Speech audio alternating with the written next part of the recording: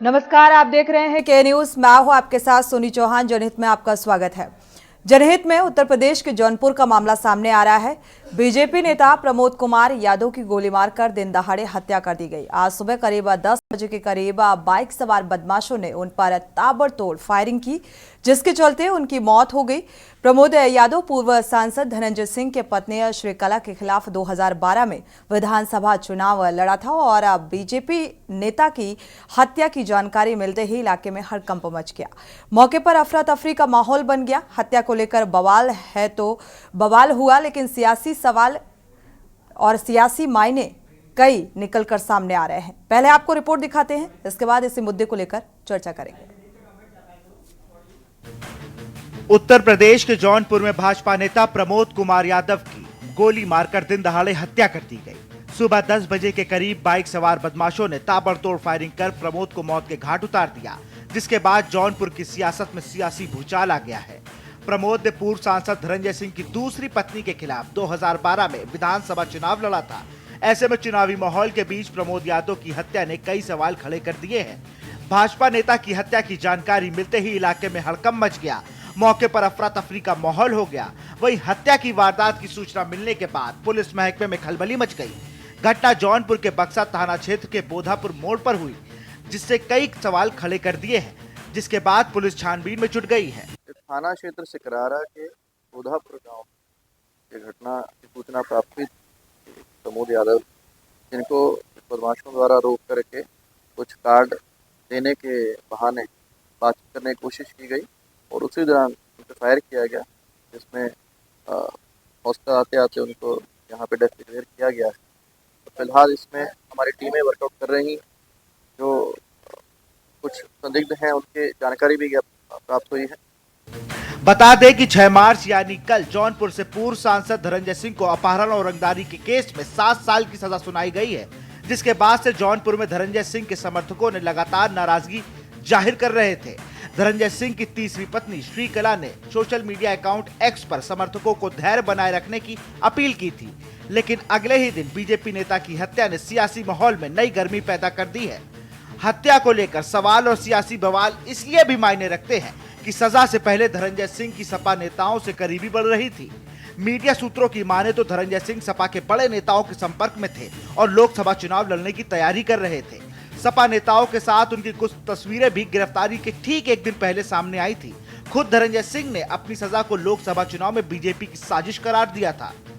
सजा के अगले दिन ही जौनपुर में बीजेपी नेता की हत्या ने जौनपुर में नए सियासी समीकरण को जन्म दे दिया है, क्योंकि धनंजय सिंह और बीजेपी नेता का कनेक्शन कोई नया नहीं है। बाहुबली धनंजय सिंह की 3 शादियां हुई हैं। साल 2006 में इनकी पहली शादी हुई थी। 2007 में पहली पत्नी मीनू सिंह की संदिग्ध परिस्थितियों में मौत हो गई। 29 जून 2009 को धनंजय सिंह ने दूसरी शादी जागृति सिंह से की। साल 2017 में तलाक के बाद पेरिस में धनंजय ने श्रीकला रेड्डी से तीसरी शादी की। साल 2012 में जब बहुजन समाज पार्टी मल्हनी सीट से राजदेव सिंह को प्रत्याशी नहीं बनाया, तो नाराज धनंजय सिंह ने मल्हनी सीट से जागृति सिंह को निर्दलीय प्रत्याशी के रूप में मैदान में उतार दिया था। इस चुनाव में भाजपा प्रत्याशी प्रमोद यादव उनके खिलाफ चुनावी मैदान में थे। साल 2024 का चुनाव आते ही जौनपुर एक बार फिर से सुर्खियों में आ गया है। इस बार धनंजय सिंह को जेल और उसके अगले ही दिन बीजेपी नेता की हत्या में आए ये नए सवाल पैदा हो गए हैं। स्पेशल डेस्क के न्यूज इंडिया। तो फिलहाल इस हत्या के कई मायने निकलकर सामने आ रहे हैं और इसे सीधा सीधा राजनीति से जोड़कर देखा जा रहा है, क्योंकि कनेक्शन जो है धनंजय सिंह का भी निकलकर सामने आ रहा है। 2012 में जिस तरीके से दूसरी पत्नी जागृति सिंह उम्मीदवार थी और बीजेपी से टिकट इनको दिया गया था, और आपको बता दें हत्या की गई। सियासी मायने कई, इसी को लेकर हम चर्चा भी करेंगे। हमारे साथ खास मेहमान भी जुड़ेंगे, क्योंकि लगातार अचानक से गिरफ्तारी होती है। एक तरफ धनंजय सिंह को लेकर कोर्ट का फैसला निकलकर सामने आता है, 7 साल की सजा सुनाई जाती है, 50,000 का जुर्माना लगाया जाता है, और दूसरी तरफ हत्या कर दी जाती है बीजेपी नेता प्रमोद कुमार की। वो भी दिन दहाड़े बदमाश आते हैं और हत्या कर फरार हो जाते हैं। सवाल यही कि आखिर किसके इशारे पर यह हुआ, क्योंकि एक साथ इधर गिरफ्तारी और सजा का ऐलान और दूसरी तरफ ये चर्चा का विषय इसीलिए है क्योंकि ये जो समय है इसको लेकर सवाल उठाए जा रहे हैं। आगामी लोकसभा चुनाव, क्योंकि अभी जौनपुर से बीजेपी का जो कैंडिडेट निर्धारित किया गया और उसको लेकर फिर धनंजय सिंह की गिरफ्तारी होती है। हालांकि ये मामला जब पहले चला तो इसको लेकर जमानत भी मिल गई थी, बावजूद इसके एक बार फिर से शिकायत, एक बार फिर से इसको लेकर फैसला सामने आ जाता है। हमारे साथ राहुल त्रिपाठी सपा प्रवक्ता जुड़ चुके हैं और साथ ही सत्यवीर सिंह समाज सेवी जुड़ चुके हैं। स्वागत है आप दोनों मेहमानों का इस चर्चा में शामिल होने के लिए। शुरुआत राहुल त्रिपाठी से कर लेते हैं। राहुल त्रिपाठी, देखा जाए जौनपुर का ये जो मामला सामने आ रहा है राहुल जी, और यहाँ पर बीजेपी नेता की दिन दहाड़े बदमाश जो हैं गोली मारकर हत्या कर देते हैं, क्या वजह? क्योंकि सीधे सीधे राजनीति से जोड़ा जा रहा है इस पूरे घटनाक्रम को। राजनीति से जोड़ना तो ये स्वाभाविक है। सरकार इसमें कानून व्यवस्था पूरी तरह से ध्वस्त है। यह जौनपुर में पहली घटना नहीं घटी, 2-3 महीने के अंदर ऐसी कई हत्याएं हुई हैं जनपद जौनपुर में। तो लगातार बीजेपी कानून व्यवस्था में फेल है। अब आप देख रहे हैं कि आम जनमानस का क्या होगा जब बीजेपी के मंत्री की हत्या हो जा रही दिन दहाड़े, दिन में उनके गांव पे, उनके घर के बगल में उनकी हत्या हो जाती है। अब आप समझ सकते हैं कि भारतीय जनता पार्टी की सरकार में किस तरह कानून व्यवस्था ध्वस्त है और किस तरह यहाँ लोकतंत्र की हत्या हो रही है लगातार भारतीय जनता पार्टी की सरकार में। पूर्ण रूप से जनपद जौनपुर और उत्तर प्रदेश के आम जनमानस इस भारतीय जनता पार्टी की सरकार में अपने आप को सुरक्षित नहीं समझ रहे हैं। सब दहशत के जीवन में जी रहे हैं। कब कहां किसकी हत्या हो जाएगी इस विषय में सब लोग बहुत चिंतित रहते हैं। आज बहन बेटी परिवार के लोग सही सलामत अगर बाजार में निकलते हैं, जब तक घर लौट नहीं आते हैं, इस भारतीय जनता पार्टी के सरकार में एक दहशत का माहौल है कि कब कहीं लूट हो जाए, कब कहीं हत्या हो जाए। लेकिन प्रशासन और शासन एकदम कान में जू के जितने भी अपराधी हैं, आज अपराध हो ठीक रहा बात है। राहुल जी, देखा जाए तो कानून व्यवस्था को लेकर भी लगातार सवाल उठ रहे हैं कि दिन दहाड़े किस तरीके से जौनपुर में यह हत्याकांड हो जाता है। बदमाश आते हैं और दिन दहाड़े इस घटनाक्रम को अंजाम देकर फरार हो जाते हैं। हालांकि अभी तक किसी के भी खिलाफ आरोप तय नहीं हुआ है, क्योंकि लगातार जो प्रशासनिक अमला है वो सीसीटीवी फुटेज खंगालने में लगा हुआ है, जांच पड़ताल करने में लगा हुआ है। हाथ अभी तक कुछ भी नहीं आया, आरोप तय नहीं हुए हैं। एक तरफ कानून व्यवस्था को लेकर सवाल और दूसरी तरफ राजनीति यानी कि सियासत इस मुद्दे को लेकर चरम पर है। एके जैन जी हमारे साथ जुड़ चुके हैं, पूर्व डीजीपी हैं। स्वागत है आपका इस चर्चा में शामिल होने के लिए। एके जैन जी, आपका रुख करेंगे, इसके बाद सत्यवीर जी का रुख करेंगे। एके जैन जी, देखा जाए जौनपुर की ये जो घटना सामने आ रही है, दिन दहाड़े बदमाशों ने गोली मारकर मौत के घाट उतार दिया, इस घटना को लेकर आप क्या कहेंगे? दुखद घटना है, गंभीर घटना है। इसको बतौर चैलेंज जौनपुर की पुलिस को टेकअप करना चाहिए। मुझे पूरा विश्वास है कि जिस प्रकार अन्य गंभीर अपराधों में सख्ती से कार्रवाई की गई है, इसमें भी कोई बख्शा नहीं जाएगा। कठोर से कठोर कार्रवाई जो भी अपराधी इसमें लिप्त होंगे या जिनका नियंत्रण होगा उनके विरुद्ध की जाएगी।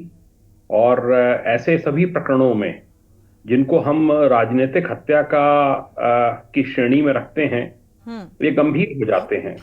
और एक बीजेपी के नेता की हत्या हुई है बीजेपी की गवर्नमेंट में, और मुझे पूरा इसके ऊपर विश्वास है कि इसमें इतनी ठोस कार्रवाई होगी कि जो एक करके नजीर बनेगी। ऐसी ही कार्रवाई होनी चाहिए, अन्यथा जो पॉलिटिकल मर्डर्स होते हैं ये उचित नहीं है कतई भी और डेमोक्रेसी में। और जो भी इसमें इन्वॉल्व हों, मुझे इसमें एसटीएफ भी लगेगी, मुझे पता है, और इसमें लोकल पुलिस भी लगेगी, और इसका शीघ्र ही पर्दाफाश होगा कौन अपराधी इसमें लिप्त है। बिल्कुल बड़ी बात है कि एक बीजेपी के नेता की हत्या हो जाती है और आम जनता की सुरक्षा भी राम भरोसे है।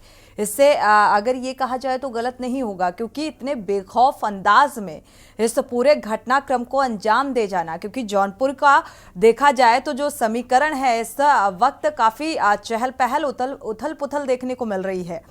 हमारे साथ समाजसेवी सत्यवीर सिंह जुड़े हुए हैं।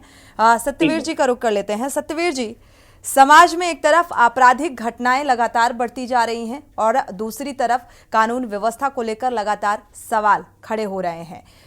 काफी चुनौतीपूर्ण है प्रशासनिक अमले के लिए। जी नमस्कार सभी को, मैं सादर नमस्कार बोलना चाहूंगा। और आज की जो मूल स्थिति है राजनीति परिवेश में, इस घटना को देख के बहुत मन चिंतित भी होता है। और उसका विषय है कि अगर समाज के रूप में हम कहीं भी अपनी भागीदारी उस समाज को देना चाहते हैं, और इस समय चुनाव के समय में इस तरीके की भूमिका घटना एक उस परिवार के लिए तो बहुत दुखद घटना है ही है। आने वाले समय में भी जो आदमी उस समाज को राजनीति में आके एक समाज सेवा भी करना चाहता है, तो उसके लिए सोचने का भी विषय है। तो मैं पुलिस विभाग से भी ये अनुरोध करना चाहूंगा कि दूध का दूध और पानी का पानी हो, और जिससे आने वाले समय में मेरी अपनी भागीदारी यही रहेगी कहने की कि जो हमारे समाज में बहुत सारे लोग इस तरीके हैं जो सोशल सेवा करना चाहते हैं, जो समाज में अपनी भूमिका को आगे लेके कुछ समाज के लिए करना चाहते हैं, उनके लिए अगर पुलिस इसका दूध का दूध पानी का पानी कर पाएगी तो ये सभी के लिए हितकर रहेगा और बहुत ही आवश्यक है ये। बिल्कुल। ये किस तरीके का माहौल क्रिएट करने की कोशिश की जा रही है। लोकसभा चुनाव सिर पर है और उससे पहले लगातार देखा गया है कि प्रशासनिक स्तर पर फेरबदल भी देखने को मिल रहे हैं, क्योंकि ये कानून व्यवस्था को लेकर सवाल उठाए जा रहे हैं।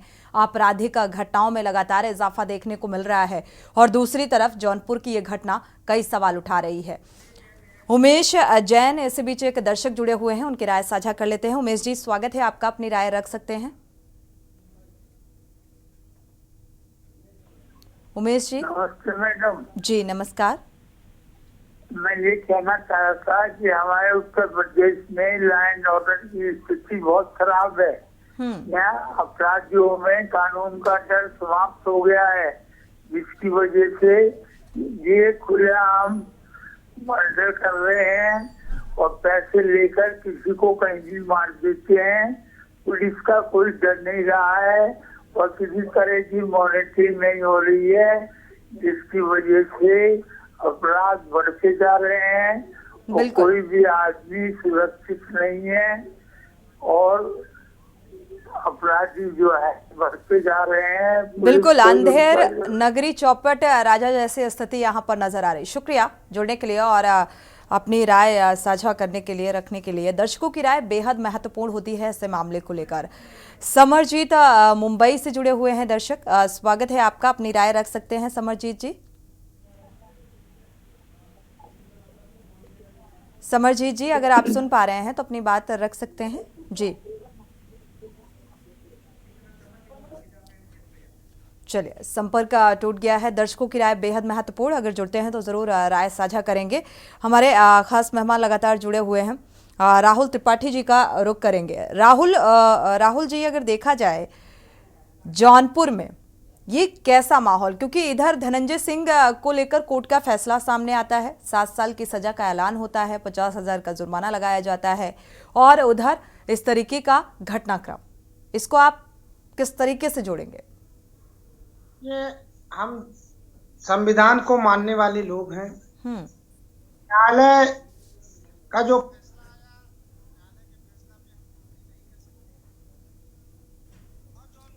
हत्या हुई है, ये कोई आश्चर्यचकित तो घटना हुई नहीं है। बड़े साल बाद हत्या हो गई, जौनपुर में हाहाकार मचा हुआ है। जौनपुर में और पूरे उत्तर प्रदेश की बात मैं कर रहा हूँ। जौनपुर में तो लगातार आप 2-3 महीने की घटना उठा लीजिए। डॉक्टर के घर में घुस के गोली मार दी गई, सेठ आ रहा था उसको रास्ते में गोली मार गई, खेत में पाइपलाइन के लिए उसकी हत्या हो गई। तो हत्या के मामले में जौनपुर मुझको लगता है कि इसमें सबसे अधिक चल रहा है। लेकिन प्रशासनिक व्यवस्था पे, जाति के आधार पे, व्यवस्था के आधार पे क्या निर्णय होता है, क्योंकि यह हत्या एक जो प्रशासनिक डर होना चाहिए, शासन का डर होना चाहिए। योगी जी जीरो टॉलरेंस की बात करते हैं और आए दिन आप देख रहे हैं कि जीरो टॉलरेंस उनका कहाँ है। हत्या तो गाजर मूली की तरह हत्या करना इस सरकार में अपराधी एकदम बहुत निर्भीक है, एकदम व्यवस्थित ढंग से अपनी हत्या करा, मस्ती आनंद से अपना जीवन व्यतीत कर रहा है।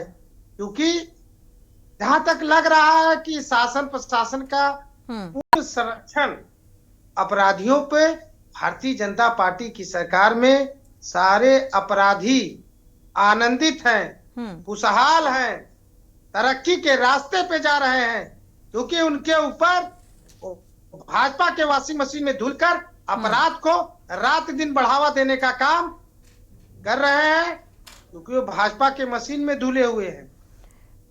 अगर ऐसा है राहुल जी, तो ये तो बीजेपी के ही भारतीय जनता पार्टी के ही नेता थे।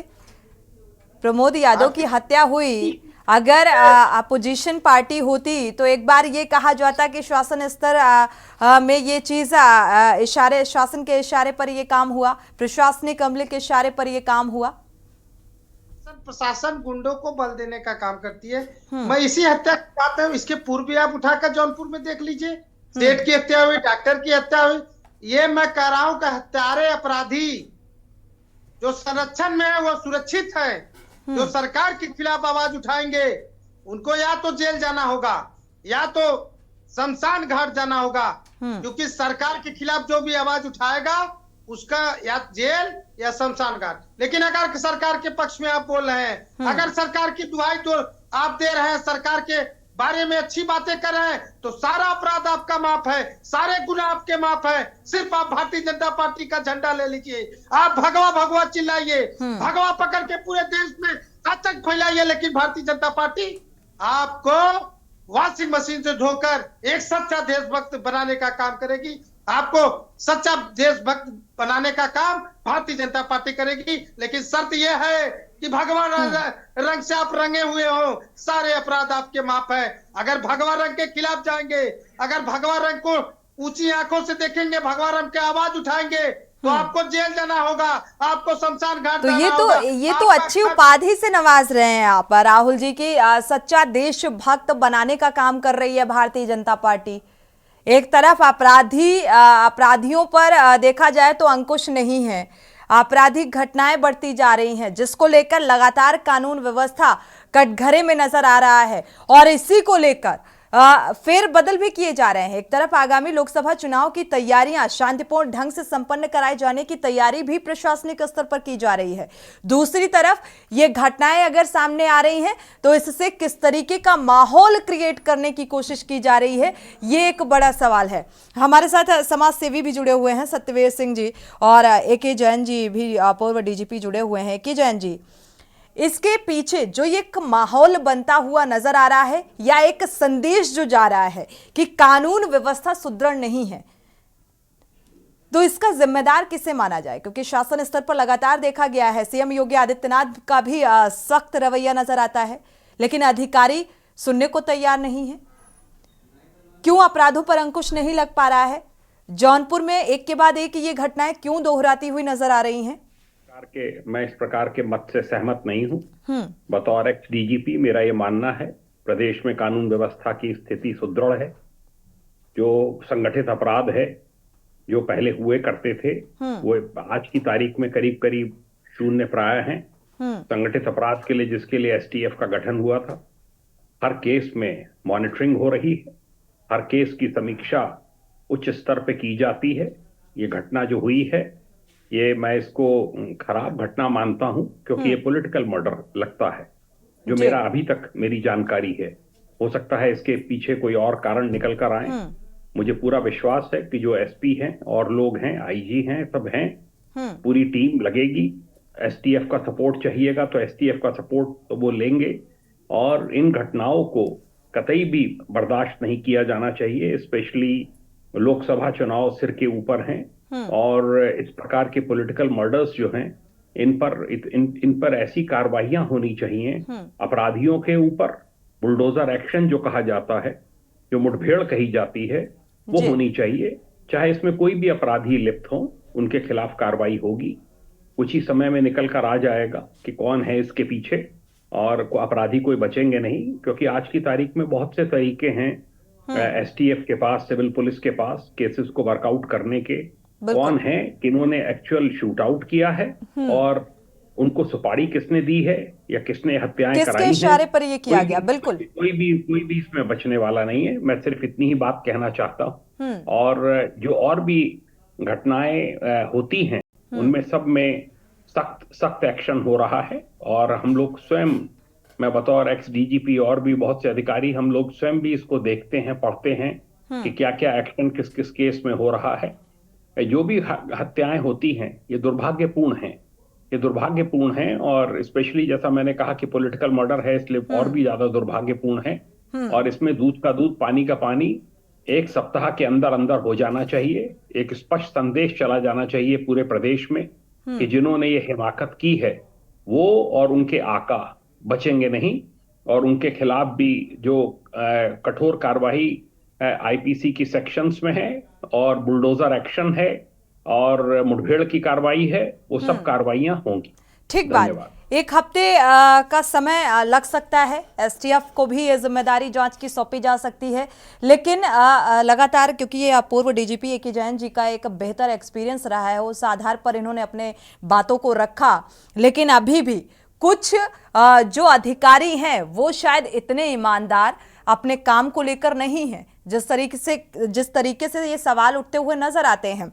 राजनीतिक षड्यंत्र और राजनीतिक आधार माना जा रहा है इस पूरे घटनाक्रम को लेकर। सत्यवीर जी का रुख करेंगे। सत्यवीर जी, देखा जाए समाजवादी पार्टी के कार्यकाल का अगर जिक्र करें तो आज भी सत्ताधारी पार्टी यही कहती है कि पहले जंगल राज था और अब स्थिति जो है पहले से बेहतर नजर आ रही है। तो क्या उस स्थिति का आकलन आप कर पा रहे हैं? मैं बस अपने शब्दों में यही कहना चाहूंगा कि पहले से तो प्रासंगिक और स्थिति पहले से बहुत सुधरी है, इसमें कोई संशय नहीं है। पहले से स्थिति सुधरी है और हमसे आज की तारीख में प्रशासनिक स्तर पे कहाँ चूक हो रही है उसको भी हम कुछ विवेचना या कुछ ना कुछ उसको एक आधार संगठित करने की आवश्यकता है कि सक्षम अधिकारी अपने जहां भी उनको क्षेत्र है उसकी मॉनिटरिंग उस रूप में हो और जितनी भी पेट्रोलिंग है, अपराधी कहाँ किस रूप में कहाँ पे इकट्ठा है, क्या उनकी मंशा है, क्या विचार चल रहा है, तो उस पर भी मैं कहना चाहूंगा कि पुलिस कप्तान लेवल पे जहां भी जौनपुर में है वो पेट्रोलिंग स्तर पे या अपने मुखबर स्तर पे आज की तारीख में बहुत सारे डिजिटल माध्यम इस तरीके से हैं कि पुलिस अपने ऑफिस में बैठे हुए भी हर जगह पे चिन्हित कर सकती है कि आज वो अपराध कहां से इकट्ठा हो रहा है। और बस ये है कि मैं तो अपने शब्दों में यही कहना चाहूंगा कि इस दहशत के चुनाव के समय में दहशत से बचा जाए, प्रशासनिक रूप से और भी कठोर जो भी उनको कार्य करने हो वो करें, जिससे समाज में उस राममयी परिभाषा जो आज बिल्कुल, लेकिन अपराधी अपराध को अंजाम दे उससे पहले ही अगर सतर्कता बरती जाए प्रशासनिक स्तर पर तो मुझे लगता है अपराधों में इतना तेजी के साथ इजाफा नहीं होगा। हालांकि इस घटना के पीछे राजनीतिक षड्यंत्र नजर आ रहा है और 1 हफ्ते के अंदर इस बात का खुलासा हो जाना चाहिए। शुक्रिया आप सभी मेहमानों का इस चर्चा में शामिल होने के लिए। जिस तरीके से यह हत्या की गई इसको लेकर अब जांच पड़ताल शुरू हो चुकी है, जो सीसीटीवी फुटेज हैं वो खंगाले जा रहे हैं। जनहित में फिलहाल बस इतना ही। इस बीच बड़ी खबर सामने आ रही है लखनऊ से। अहम खबर आपको बता दें, लोकसभा चुनाव से जुड़ी हुई बड़ी और अहम खबर, घोसी सीट से सुभाषपा ने प्रत्याशी उतारा है। सुभाषपा ने घोसी लोकसभा सीट से प्रत्याशी उतारा। अरविंद राजभर को चुनावी मैदान में उतारा है।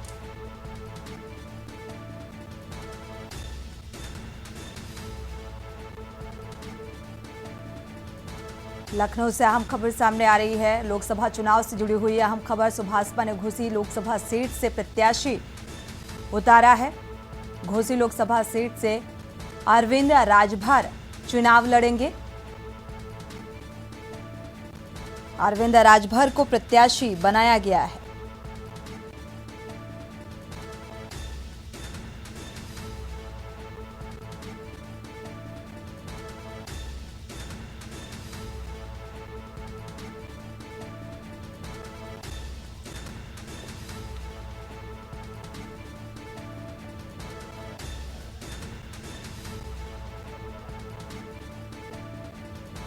तो बेहद महत्वपूर्ण सीट है ये और माफ कीजिएगा सुभाषपा ने अपना प्रत्याशी घोषित कर दिया है।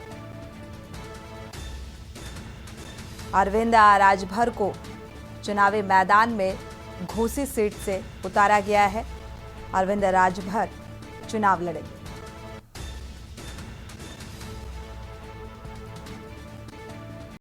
लखनऊ से अहम खबर।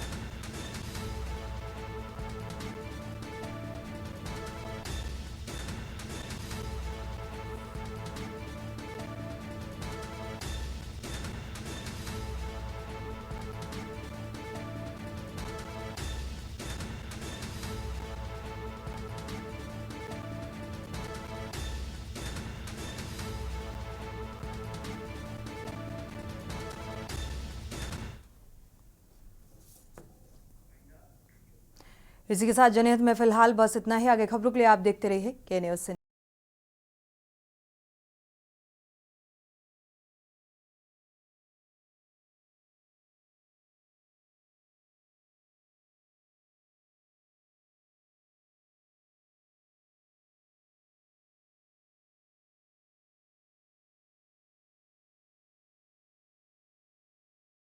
आप देख रहे हैं के न्यूज़, खबरों का सारथी।